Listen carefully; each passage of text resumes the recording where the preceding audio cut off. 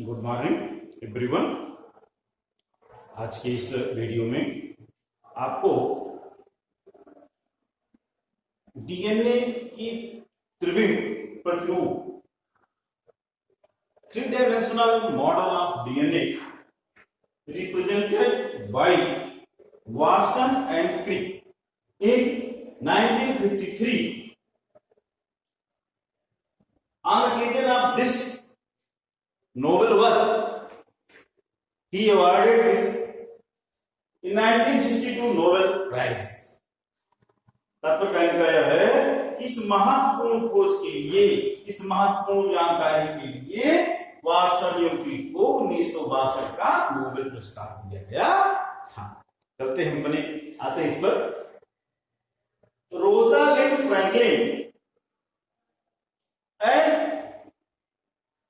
Morris Wilkinson 1951-53 के अथक प्रयासों के द्वारा इन्होंने अपने प्रयोग में एक्सरे विवर्तन या एक्सरे डिफ्रैक्शन के द्वारा यह पाया कि जो डीएनए की संरचना है वह कैसी है, डबल स्ट्रैंडेड हेलिक्स है, अर्थात द्विकुंडलीकार संरचना है।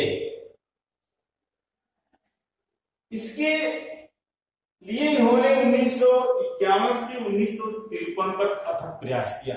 जैसे कि इसके और पिछले हम आपको बता चुके हैं कि न्यूक्लियोसाइड्स होते हैं, न्यूक्लियोटाइड्स होते हैं।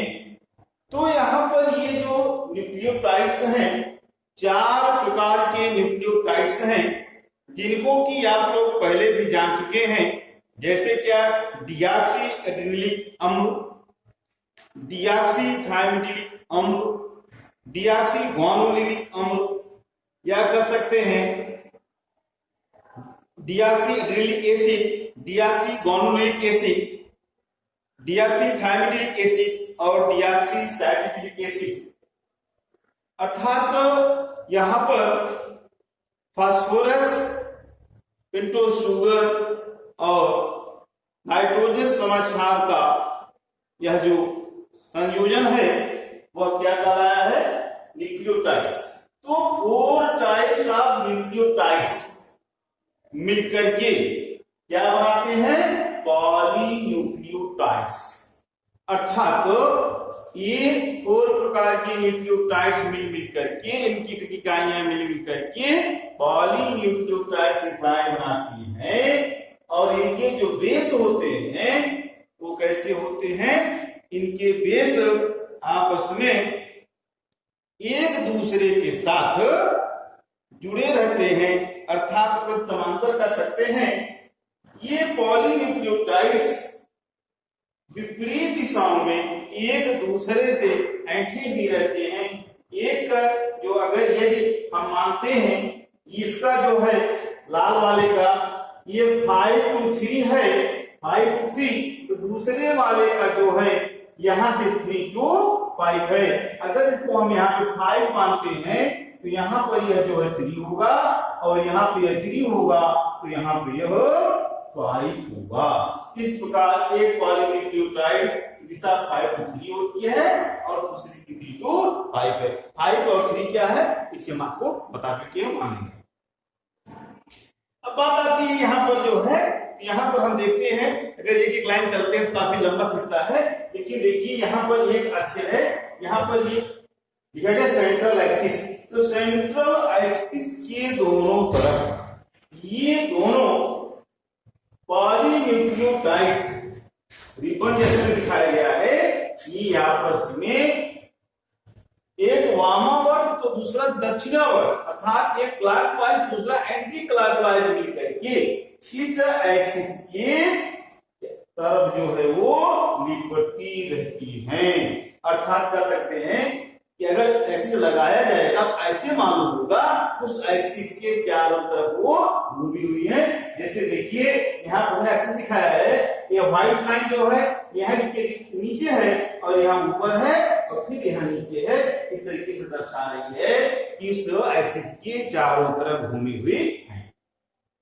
अब आगे देखते हैं इनमें जो इनके ये दिखाए गए हैं रिबन लाइक, यहाँ पर ये अर्थात वो फास्फोरस सुपर फास्फेट जो बैकबोन की बात कही गई है, ये प्रकार से जो होते हैं वो जैसे एक सीढ़ी नहीं होती है, इस सीढ़ी के एक डंडा हो गया तो डंडे हो गए और ये बीच की डंडे हो गई, तो सीढ़ी के ये इन्हें हम पास डंडा कहते हैं, इन्हें कहते हैं साइड पास।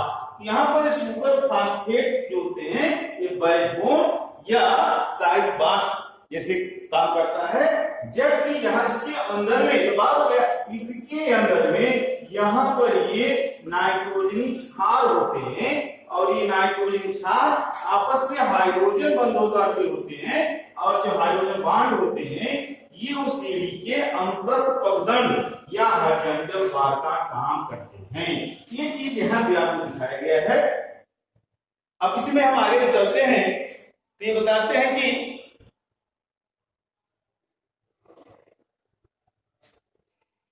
जैसे उसमें दो था कि जो बेस थे वो प्यूरिन पिरीमिडीन थे, प्यूरिन एड्रीन ग्वानिन थे और पिरीमिडीन साइटोसिन और थायमिन थे। तो यहाँ ये प्यूरिन के सामने पिरीमिडीन होगा, अर्थात एडेनिन के सामने थायमिन और ग्वानिन के सामने साइटोसिन, या कह सकते हैं कि थायमिन के सामने एडेनोसिन और साइटोसिन के सामने ग्वानिन, अर्थात थायमिन के सामने एडेनोसिन और इस प्रकार से अर्थात AT या TA, GC या CG एक दूसरे के आमने सामने रहेंगे और ये एडेनोसिन थायमिन डबल हाइड्रोजन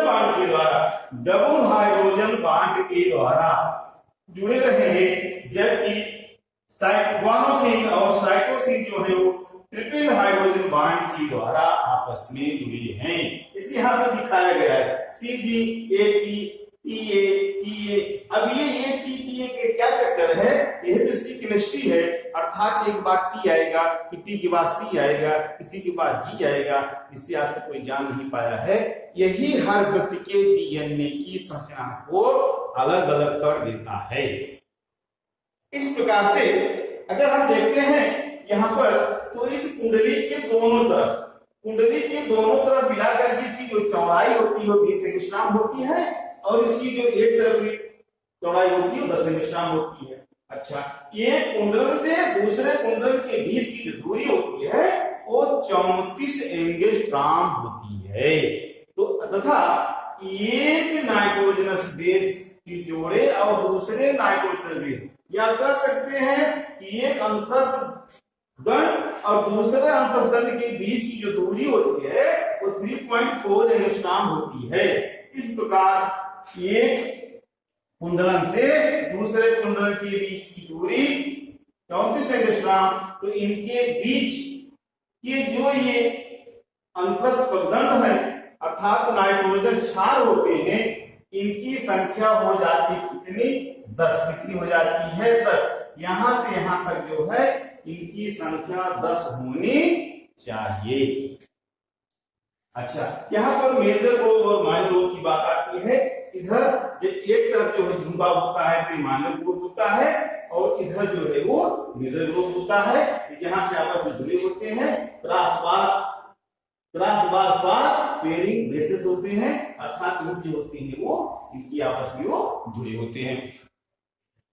इस तरीके से डीएनए अणु दो मॉलिक्यूल या पॉलीन्यूक्लियोटाइड श्रृंखलाओं का बना होता है जो अक्ष के चारों ओर सर्पिलाकार क्रम में कुंडलित होते हैं। इस प्रकार से दो पॉलीन्यूक्लियोटाइड श्रृंखला का बना हुआ है और अक्ष के चारों तरफ जो है ये जुड़े हुए हैं, ऐठे हुए हैं। प्रत्येक प्रोलेट में हजारों न्यूक्लियोटाइड श्रृंखलाबद्ध होते हैं। पॉलीन्यूक्लियोटाइड श्रृंखला जिसे हम कहते हैं। अगला है, जैसे भी हमने सवाल उससे बता चुका है, जैसे कि एक दूसरे की जो है एंटी पैरेलल होते हैं, एक 5 3 दिशा में है तो दूसरा 3 2 5 दिशा में है। यहां पर ये कि ये जो डीएनए की दोनों श्रृंखलाएं एक दूसरे के पूरक होती है। अगर एक श्रृंखला में नाइट्रोजन क्षार एडेनिन है तो दूसरे में ग्वानिन, से मैंने आपको पहले बताया कि एक दूसरे की पूरक होती हैं, अर्थात प्यूरिन है तो इधर जो है वो पिरीमिडीन होगी। तो प्यूरिन क्या है, एडेनिन और ग्वानिन, और क्या है, थायमिन और साइटोसिन। तो अगर ये होगा एक तरफ तो दूसरी तरफ क्या होगा, टी होगा। एक तरफ जी होगा तो दूसरी तरफ सी होगा। अब सी के साथ टी क्यों नहीं, सी के साथ ए क्यों नहीं होगा, क्योंकि हाइड्रोजन बॉन्ड की बात है, क्योंकि ए और टी के बीच में डबल हाइड्रोजन बॉन्ड होते हैं तथा सी और जी के बीच में जो थे वो ट्रिपल हाइड्रोजन बॉन्ड होते हैं। लेकिन इसके साथ इसको बना दिया जाएगा तो अब हाइड्रोजन बॉन्ड में दिक्कत हो जाएगी। तो यहाँ पर जो है ये बेसिस जो होते हैं ये दूसरे कॉम्प्लीमेंट्री होते हैं, अर्थात पूरक होते हैं। अतः ए एडेनिन थायमिन से और ग्वानिन साइटोसिन से जुड़े हुए होते हैं, क्योंकि एक श्रृंखला के प्यूरिन दूसरी श्रृंखला के पिरीमिडीन से जुड़े होते हैं। दो न्यूक्लियोटाइड के बीच की दूरी 3.4 एंगस्ट्रॉम होती है और तथा एक कुंडल से दूसरे कुंडल के बीच में होता है पहले ही वो 34 एंगस्ट्रॉम होती है। इस प्रकार डीएनए की अवधि चौड़ाई 20 एंगस्ट्रॉम होती है। इतना सब बताया, इंपॉर्टेंट क्या है, बहुत बड़ा इंपॉर्टेंट इसका है। इस जीव जगत में अगर देखा जाए आज वायरस से लेकर के, वायरस एक आज महामारी के रूप में फैल रहा है जिसे हम लोग कोविड-19 के नाम से जानते हैं। आज तक उसकी अभी वैज्ञानिक रेंज से बाहर है। क्यों? क्योंकि न्यूक्लियोटाइड उसकी जब तक क्लियर कट न्यूक्लियोटाइड की हम गणना नहीं कर सकते हैं, म्यूटेंट तो नहीं है, अर्थात वो बदलता चलेगा। इसकी यही बहुत जरूरी जानकारी है, तभी हम उसकी दवा बना सकते हैं। अतः डीएनए आनुवंशिक पदार्थ है, इसका सबसे महत्वपूर्ण कार्य आनुवंशिक सूचनाओं को एक पीढ़ी से दूसरी पीढ़ी में पहुंचाने का होता है। डीएनए ही ऐसे अणु है जो स्रोत प्रकृति के से अपने समान अणु बनाते हैं, और संसार में कुछ ऐसा नहीं है जो अपने समान कोई दूसरा पैदा कर दे, केवल डीएनए ही है। अच्छा 12 में हम बताएंगे आपको, क्लास चलेगा, डाला जाएगा वीडियो पर। इसीलिए ये डीएनए है, इस तरीके से है, तो ये अपने में से जो है वह अपने समान ही पैदा कर लेता है। जब कोई ऐसा और मालिक अणु नहीं है इस जगत में जो अपने समान दूसरा तैयार कर ले, अपना मॉडल तैयार कर खुद तैयार कर ले। जैसे हम मशीन में फोटो कॉपी डालने के लिए पेपर लगाते हैं, मटर लगाते हैं तो फोटो कॉपी आ जाती है, ऐसे अक्षर ऐसे कटिंग सेम वैसे ही अपना मॉडल दे देता है। यह अप्रत्यक्ष रूप से कोशिका की सभी जैव प्रक्रियाओं का नियमन करता है। तो डीएनए प्रोटीन संश्लेषण के लिए सभी प्रकार के आरएनए का संश्लेषण करता है। इस प्रकार आज का बहुत ही इंपॉर्टेंट वीडियो रहा है। भाई बहनों, चाहे कक्षा 9th हो या 10th हो या 11th हो या 12th हो या आप बीएससी करेंगे या एमएससी करेंगे बायोलॉजी से, कोई भी क्लास ऐसी छूटेगी नहीं जिसमें यह डीएनए का मॉडल ना बताया जाए। इसलिए हम मत सोचिएगा ये किसके अच्छा के लिए, इसलिए हमने लिख दिया 9, 10, 11, 12 सभी क्लासों के लिए। इसलिए इसको खूब अच्छे ढंग से पढ़िएगा, किताब से भी पढ़िएगा और हमारे वीडियो देखिएगा। नहीं समझ में आएगा तो कमेंट करिएगा, उसको हम कमेंट के माध्यम से या उस पॉइंट को हम फिर से समझाने का भरसक प्रयास करेंगे। आप इस वीडियो को लाइक करें, शेयर करें, सब्सक्राइब करें और कमेंट भी दें। धन्यवाद।